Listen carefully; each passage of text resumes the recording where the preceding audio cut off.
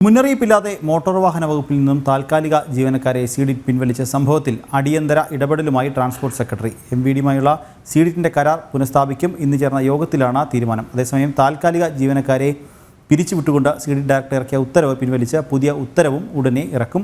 കരാറിലെ വ്യവസ്ഥകൾ ലംഘിച്ചുകൊണ്ട് സീഡിറ്റ്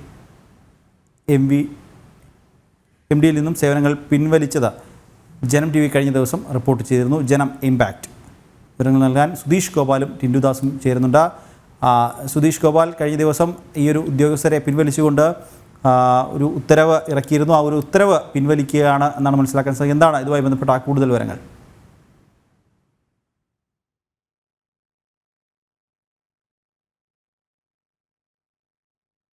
മോട്ടോർ വാഹന വകുപ്പിൽ നിന്നും താൽക്കാലിക ജീവനക്കാരെ സീഡിറ്റ് പിൻവലിച്ച ആ ഒരു ഉത്തരവ് ഇപ്പോൾ ആ സംഭവം അടിയന്തര ഇടപെടൽ ഇപ്പോൾ ട്രാൻസ്പോർട്ട് സെക്രട്ടറി നടത്തിയിരിക്കുകയാണ് എന്നാണ് മനസ്സിലാക്കാൻ സാധിക്കുന്നത്.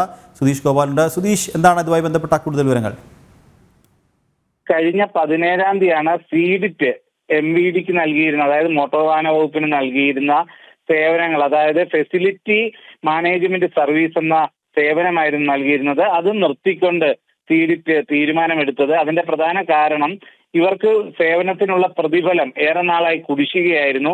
അതോടൊപ്പം തന്നെ ഇവരുടെ കരാറും പുതുക്കി നൽകിയിരുന്നില്ല. ഈ ഒരു പശ്ചാത്തലത്തിലാണ് സീഡിറ്റ് സേവനങ്ങൾ നിർത്താനും അതോടൊപ്പം തന്നെ മോട്ടോർ വാഹന വകുപ്പിലേക്ക് ജോലിക്കായി നിയോഗിച്ചിരുന്ന താൽക്കാലിക ജീവനക്കാരെ പിരിച്ചുവിടാനും തീരുമാനിച്ചത്. അതിന്റെ അടിസ്ഥാനത്തിൽ 18-ാം തീയതി മുതൽ തന്നെ മോട്ടോർ വാഹന വകുപ്പിന് ഇത്തരത്തിൽ സീഡിറ്റിന്റെ സേവനം ലഭിച്ചിരുന്നില്ല. ഇതിന്റെ പശ്ചാത്തലത്തിൽ മോട്ടോർ വാഹന വകുപ്പിലെ പ്രവർത്തികളെല്ലാം തന്നെ പ്രതിസന്ധിയിലാകുന്ന ഒരു സാഹചര്യം ഉണ്ടായി.